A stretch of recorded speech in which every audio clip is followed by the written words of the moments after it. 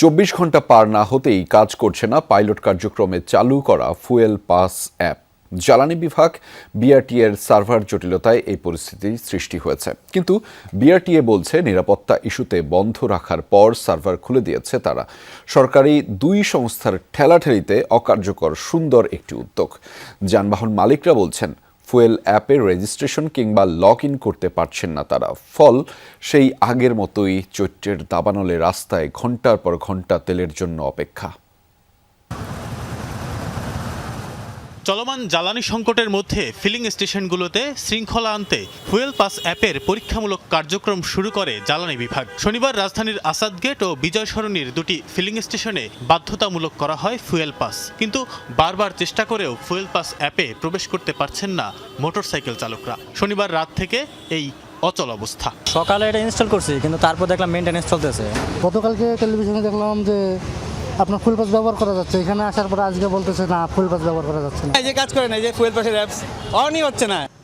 রোববার ফুয়েল অ্যাপের তালিকায় যুক্ত হয়েছে রাজধানীর আরও ৫ ফিলিং স্টেশন। ফলাফল সেই পুরনো ম্যানুয়াল পন্থা। ঘন্টার পর ঘন্টা লাইনে দাঁড়ানো, কিন্তু শেষ পর্যন্ত তেল মিলবে কিনা নেই নিশ্চয়তা। সার্ভারের সমস্যার কারণে ফুয়েল পাস বন্ধ আছে। রোদের কিছু বাগ আছে, হয়তো এটার জন্য কাজ করতেছে। তো সাইটটা পুরোপুরিভাবেই ডাউন। তো এটা ঠিক হলে তারপরে সবাই নিতে পারবে। জ্বালানি বিভাগ বলছে বিআরটিএর সার্ভারে সক্ষমতার অভাবে সাময়িক জটিলতা দেখা দিয়েছে, তাই বন্ধ আছে কার্যক্রম।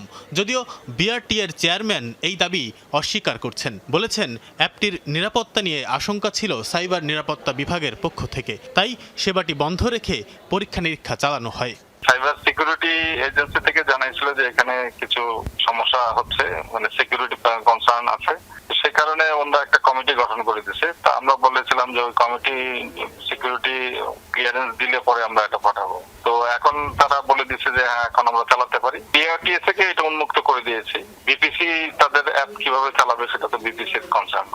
আমরা তো আমাদের ডাটা, তারা যেগুলো ডাটা চেয়েছে আমরা ওটা এপিআইয়ের মাধ্যমে দিয়ে দিই।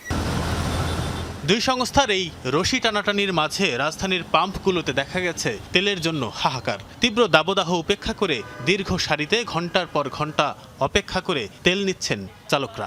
সরকারের সুষ্ঠু একটা ব্যবস্থা নেওয়া দরকার, আই থিঙ্ক মনে করি। এভাবে দাঁড়ায় থাকা যায় প্রতিদিন, এ তো প্রতিদিনের কষ্ট।